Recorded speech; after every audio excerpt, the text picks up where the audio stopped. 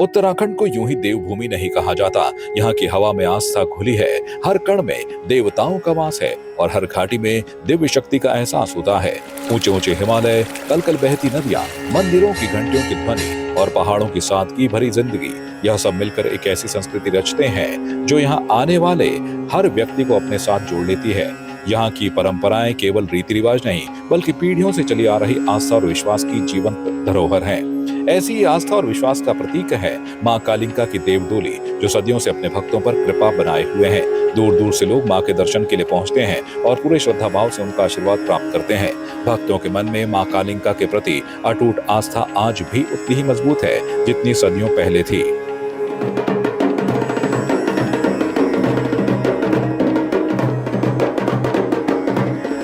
मां कालिंका के उपासक परमजीत नेगी का मानना है कि यह परंपरा केवल पूजा अर्चना तक सीमित नहीं है, बल्कि हमारी संस्कृति है।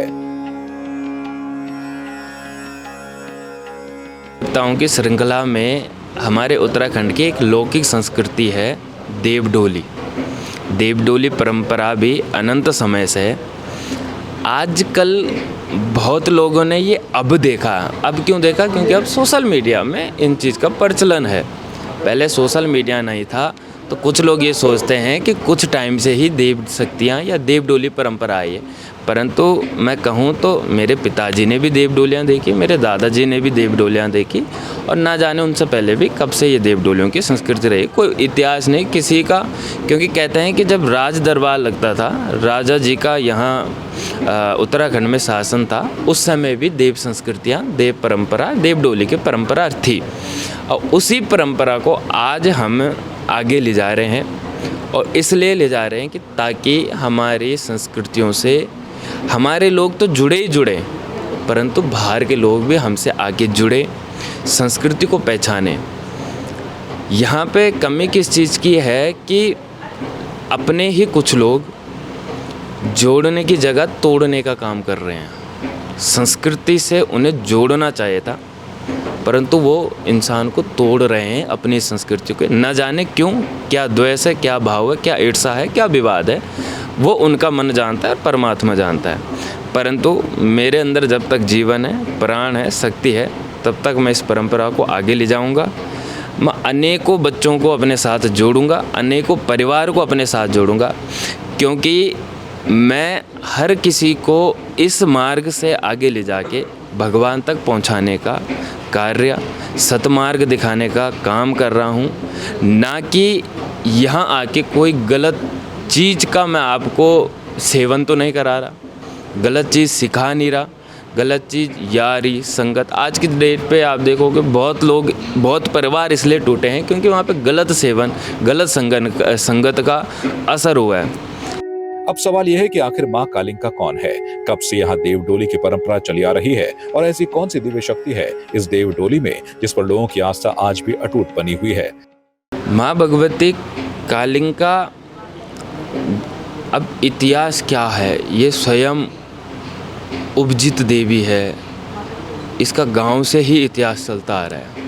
ये हमारे स्वयं पांडव की देवी है, पंचों की देवी, जिसको पंचों की देवी कहता है। गांव में जो गांव में रहते होंगे, पहाड़ों में रहते होंगे, उन्होंने देखा होगा कि पूरा गांव एक जगह में रहता है और देवी देवताओं का एक पंचायती मंदिर होता है। वहाँ पंचायती देवी देवता होती है। वहीं पे रक्षा करने के लिए भगवती की भी उपस्थिति है और भगवती वहाँ पे उत्पन्न हुई है। क्योंकि कहते हैं कुछ समय पहले कुछ ऐसा गांव में हुआ था, महामारी टाइप की कुछ फैली थी जो किसी से भी थम नहीं पाई थी। तो उस समय भगवती का प्रगट्य हुआ था और माँ भगवती ने वो सारी चीज़ें अपने अंदर समाई, फिर जाके गाँव का वो महामारी से निवारण हो पाया, महामारी से बचे हैं लोग। तो भगवती तो स्वयं काली है, और काली है मतलब काल के आगे विजय देने वाली, काल को भी पराजित करने की शक्ति काली के पास है।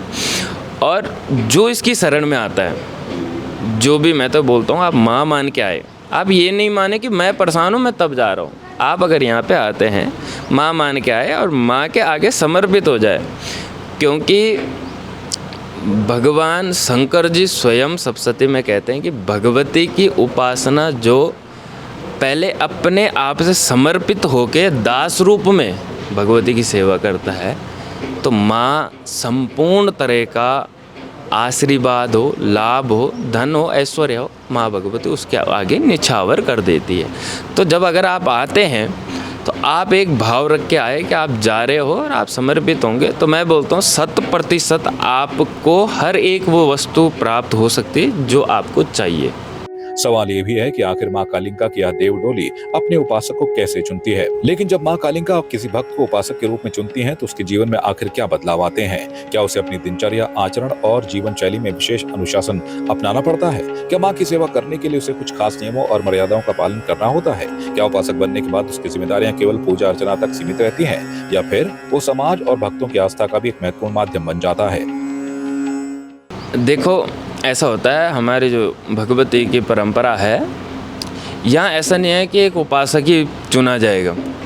जब भगवती का कोई अवतारी, जिस पर माता रानी का अवतरण हो रहा है, अगर बुजुर्ग हो गया है, उसके साथ साथ अगर नया अवतारी या उपासक चुना जाएगा, तो माता को नचाने वाले डंडेर भी, जो माता की डोली को उठाते हैं, वो बच्चे भी नए चुने जाएंगे। अब जब तक मेरी पीढ़ी चल रही, मैं चल रहा हूँ, मेरे पे क्षमता रहेगी भगवती का तेज भाव को संभालने की, तब तक वो बच्चे भी माता के साथ ही सेवा में रहेंगे। जिस दिन मैं अपने पद से हटूँगा, उस दिन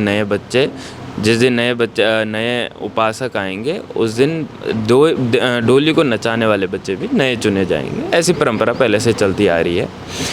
अब सभी बैठे रहेंगे, परंपरा पता नहीं आगे जाके किस पे भाव बन जाए।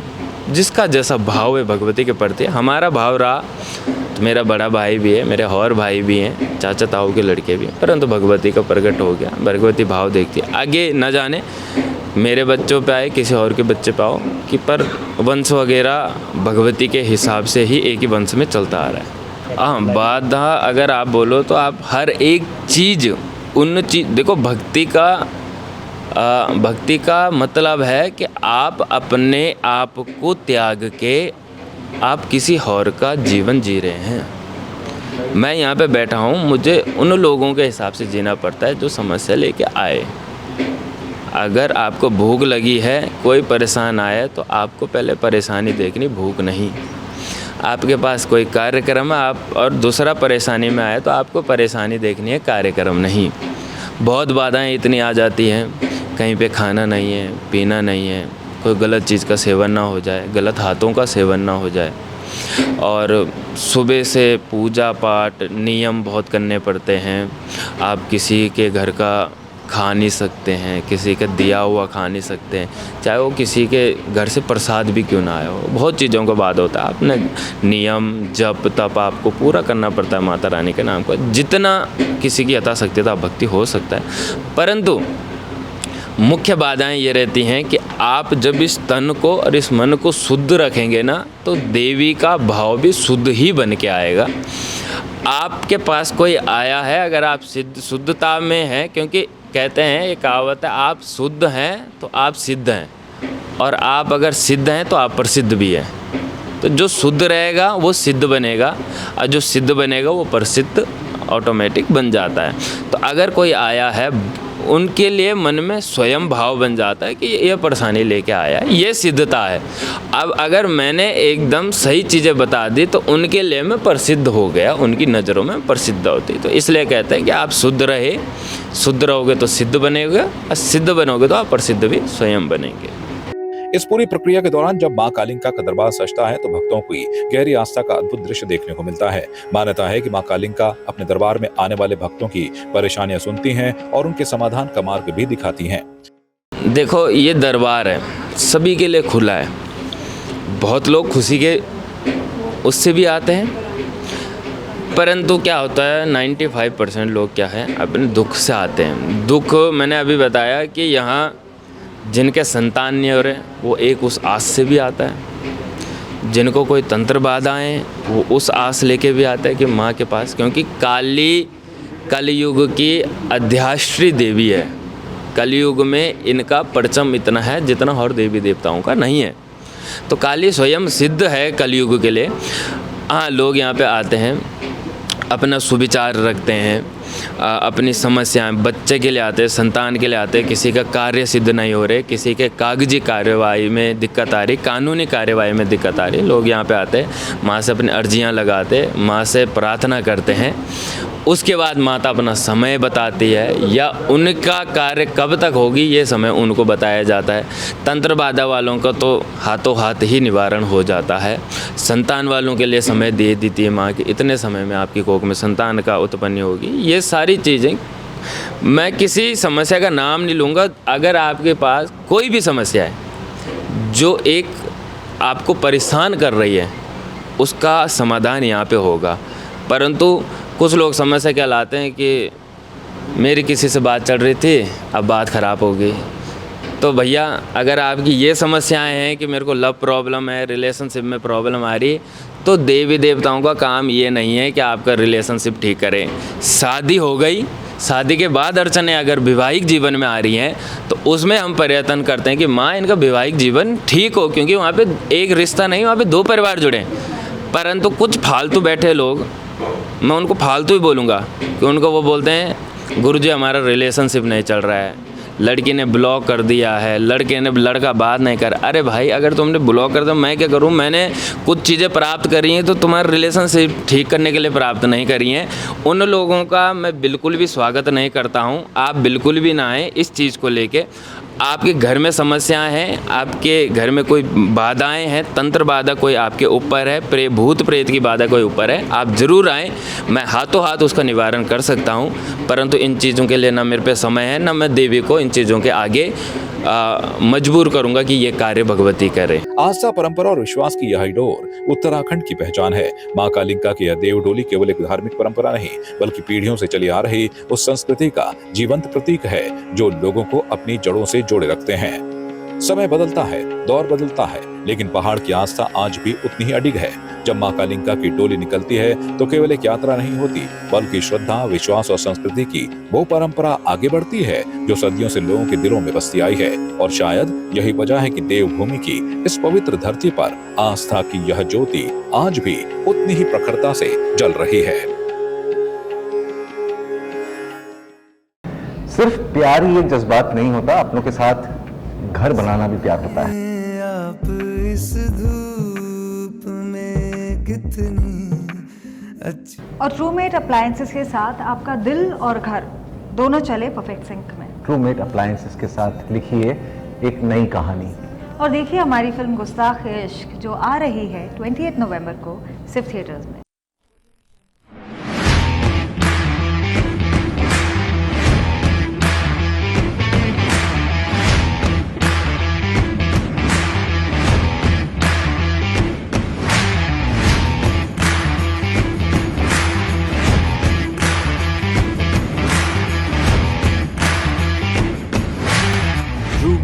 Home appliances. आपकी इस पर क्या राय है हमें कमेंट कर जरूर बताएं। इसके साथ ही आप हमारे YouTube चैनल को सब्सक्राइब कीजिए। आप हमें Facebook, Instagram, Twitter पर फॉलो भी कर सकते हैं और संवाद 365 के साथ एक क्लिक में जुड़ने के लिए डाउनलोड कीजिए संवाद 365 ऐप।